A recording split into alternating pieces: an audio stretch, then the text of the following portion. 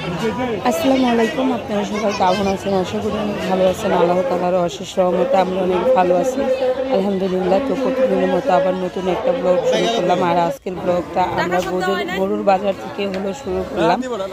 দেবর ভাইতে নাই, ভাসুর শ্বশুর স্বামীর সাথে গরু কিনতে গেলাম। আমার অনেক দিনের ইচ্ছা ছিল যে আমি গরুর হাটে যাব গরু দেখার জন্য। এই গরুটা আমাদের আয়শা দেখেই ভালো লাগছিল।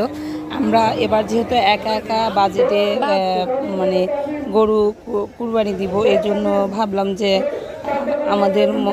আমরা পছন্দ করে তারপরে গরু কিনি।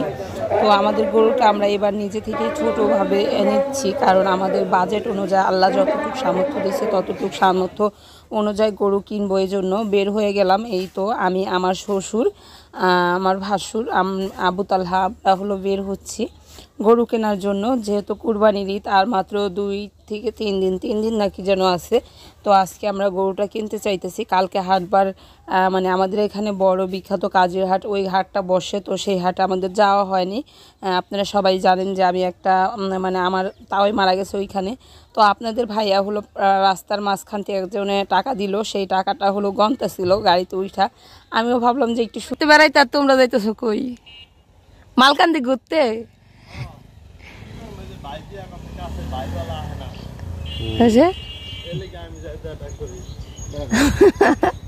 মানে ভাই বড় ভাই বেড়ায় না থেকে তুমি যাইতে যাবে?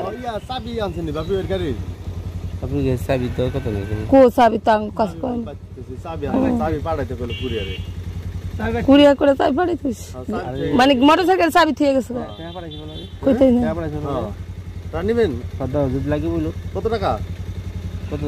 কত ভাইয়া দিতে গেছে? কত? 6 দিতে গেছে না 10 দিতে গেছে?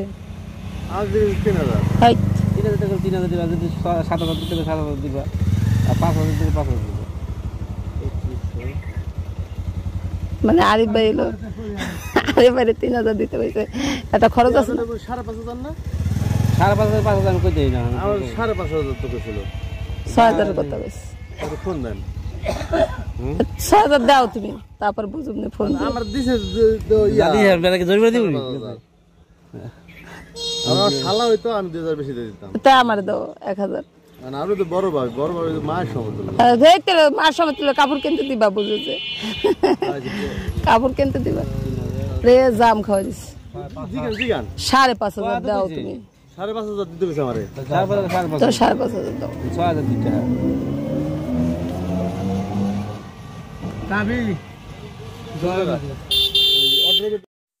হ্যাঁ, আরিফ ভাই আসছিল টাকা দেওয়ার জন্য। যে টাকাটা আমার ইউটিউব থেকে আমি কম বেশ হোক একটা ইনকাম করি, সেই ইনকামের একটা টাকা থাকে অ্যামাউন্ট। তো এটা আমার টাকাটা আসে বাপ্পি ভাইয়ার অ্যাকাউন্টে। সেখান থেকে ভাইয়া আমাকে কিছু টাকা আগে দিয়ে দিছিল, অল্প কিছু টাকা পাইতাম। সেই টাকাটা আবার আরিফ ভাইয়ের কাছে পাঠানো হয়েছিল।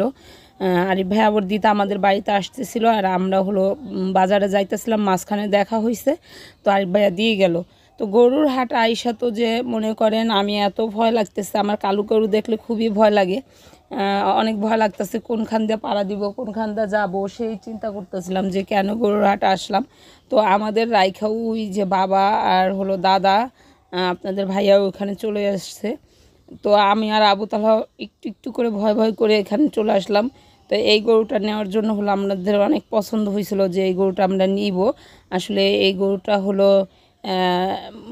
যেই অনুযায়ী তার চেয়ে অনেক বেশি দাম চাইতেছিল, যে এই না সেই অনেক দাম চাইতেছিল, কিন্তু গরুটা খুবই তাজা ছিল। আমার মনে হইতেছিল যে এগুলো অনেক ছোট্ট গরু, কিন্তু আব্বা বলতেছিল না এগুলো ছোট্ট গরু না, এগুলো ক্যাটা জাতের গরু, এটা অনেক বয়স হয়েছে কিন্তু তোমার লম্বা হয় নাই, বয়স ঠিকই আছে, এটা বলতেছিল। আর যে এই বড় বড় বিগ সাইজের গরু আছে এখানে, অনেক বড় বড় গরু, সেই গরুগুলো আমি একজনকে জিজ্ঞেস করলাম যে এটা আনুমানিক কত হবে।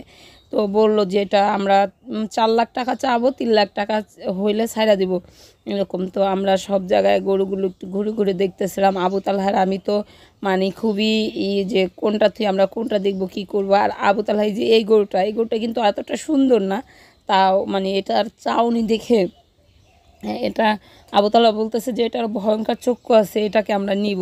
এটা চাউনি দেখে ও বলতেছে যে দিব। আমাদের তো আর অত বাজেট নাই।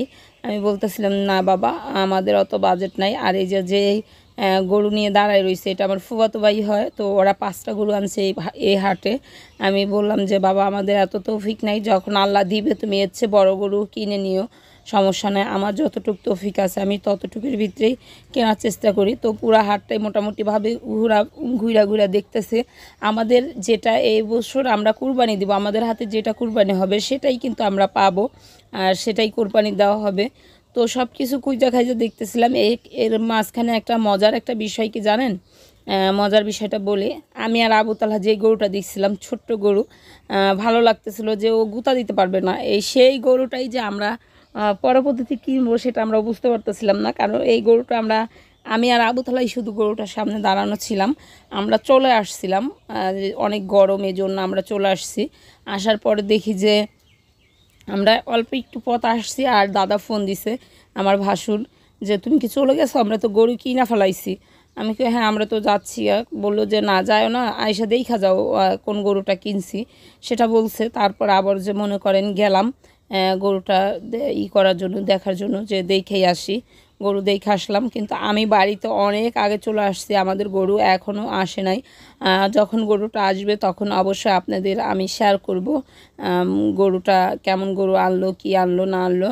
আলহামদুলিল্লাহ সাধ্যের ভিতরে টাকা দিয়ে কুরবানি দিতে পারছি, এটাই অনেক খুশি। আল্লাহ কুরবানি দিতে দিছে আমার। এই বছরটা আমার মানে তেমন ছিল না, তারপরেও আমি মনে করলাম যে প্রতি বছরই তো টাকা পয়সা খরচ করি, জায়গা সম্পদ আছে, আল্লাহর নামে কুরবানি দিব, আল্লাহকে একটু খুশি করব।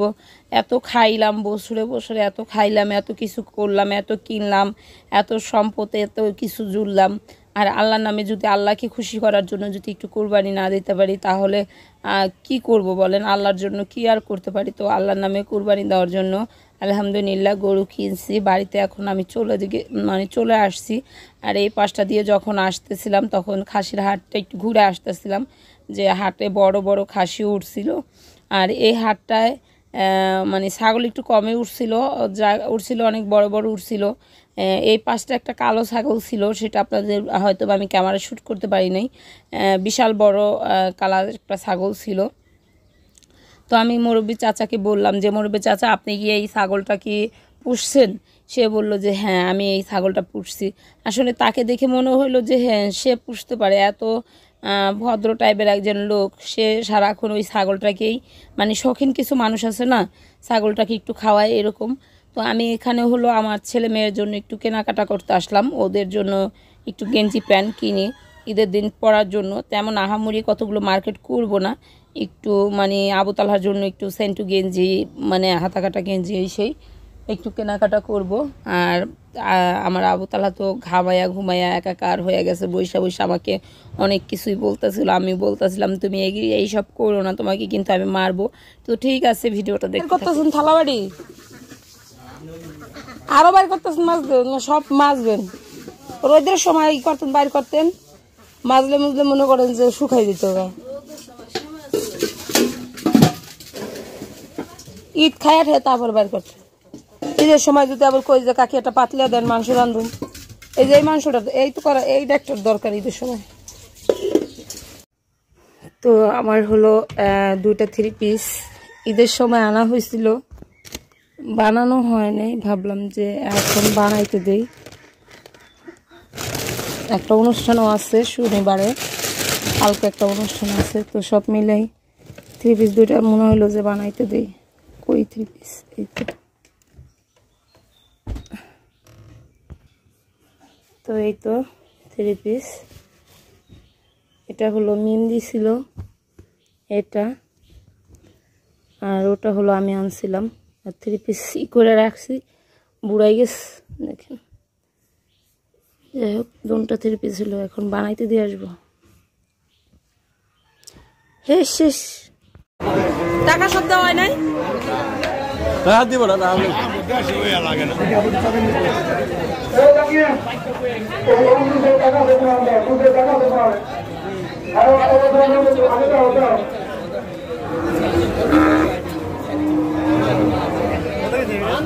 বাহাত্তর